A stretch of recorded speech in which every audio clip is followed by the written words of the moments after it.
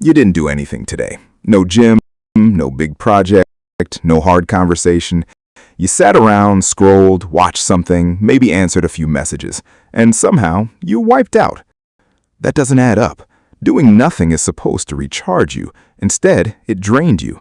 And the worst part is, you can't even explain why, because on paper, today should have been easy. This matters because it's not rare anymore. It's the default. An entire generation is ending lazy days feeling like they ran a marathon and calling it burnout without understanding what's actually causing it. So let's actually understand the mechanism, because once you see it, you can't unsee it in your own life. Start here. Your brain doesn't experience doing nothing the way you think it does. When you sit down and open your phone, your brain isn't idling, it's working. Every swipe is a tiny decision. Keep watching or scroll past. Every video is a small burst of stimulation, followed by another, with no gap in between.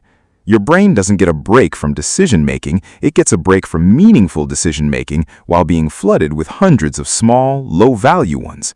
That distinction matters more than people realize. Effort isn't just physical. Mental effort drains you just as much, sometimes more. And scrolling is mental effort disguised as rest. Here's a simple way to see it. Imagine spending 8 hours in a room where 100 different people tap you on the shoulder for 10 seconds each, all day, with no pattern and no warning. You never lifted anything heavy, you never ran anywhere. But by the end of the day, you'd be exhausted because your nervous system spent the entire day reacting. That's what your phone is doing to your brain, minus the shoulder taps. Now add something people rarely connect to exhaustion: decision fatigue. You think decision fatigue is about big decisions, career choices, relationship choices. It's not, mostly.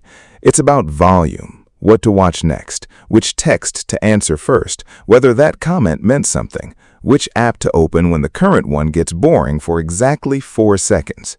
Every one of those is a decision. Small, forgettable, invisible. And your brain doesn't distinguish small decision from important decision when it comes to energy cost. It just keeps spending. By the end of a day like that, you've made hundreds, maybe thousands of tiny choices and remember almost none of them, which is exactly why the exhaustion feels so confusing. You have no memory of doing anything, so the tiredness feels unearned. But here's the uncomfortable part. Your brain doesn't lie about energy. If you're exhausted, something used the energy. You just weren't watching closely enough to notice what. Now let's talk about the thing almost nobody mentions: emotional residue. You didn't just scroll today, you absorbed things. A stranger's breakup, a friend's engagement, someone's outrage about something you'll forget by tomorrow, a joke, a tragedy, a group chat spiraling about nothing. Your nervous system doesn't neatly file these away as not my problem. It reacts to all of it in small doses all day long because your brain is wired to respond to social and emotional information whether or not it's real, urgent, or relevant to your actual life. You absorbed dozens of micro-emotional events today. None of them were yours. All of them cost you something. This is where the contrast really shows up between what you think rest is and what your brain actually needs to recover. You think rest means stopping physical movement. Sit down, stay still, that should be enough. But your brain doesn't recover from stillness. It recovers from reduced input, fewer decisions, less stimulation, less emotional noise to process. A body can be completely still while a mind is still sprinting. And that's exactly what a lazy day usually looks like: motionless body, overworked brain. This is why a walk with no phone can leave you feeling better than 3 hours on the couch with one. It's not about effort, it's about input. Here's where it gets a little ironic. The busier your day looks from the outside, sometimes the less tired you feel. A hard workout, a focused work session, a real conversation, these have a beginning and an end. Your brain can register completion. It knows the task is done, and it can actually rest afterward. But an unstructured day of scrolling has no completion point. There's no moment where your brain gets the signal, "That's finished, you can relax now." It just keeps low-key firing, hour after hour, with no clear off switch, which means by nighttime, your brain never actually got permission to stop.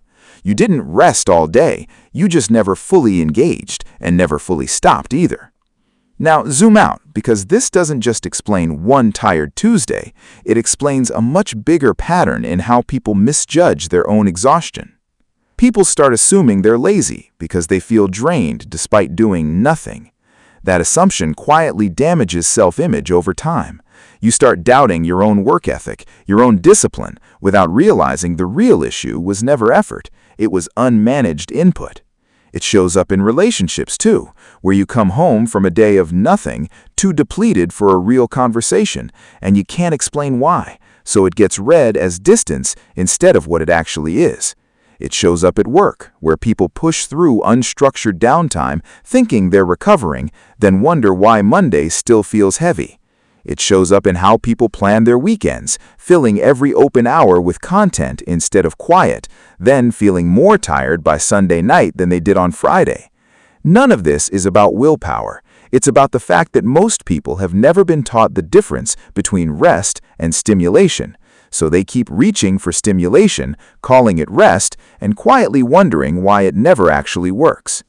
So here's where this leaves you.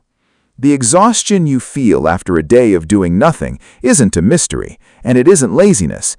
It's the accumulated cost of thousands of tiny inputs your brain processed without you ever noticing them individually.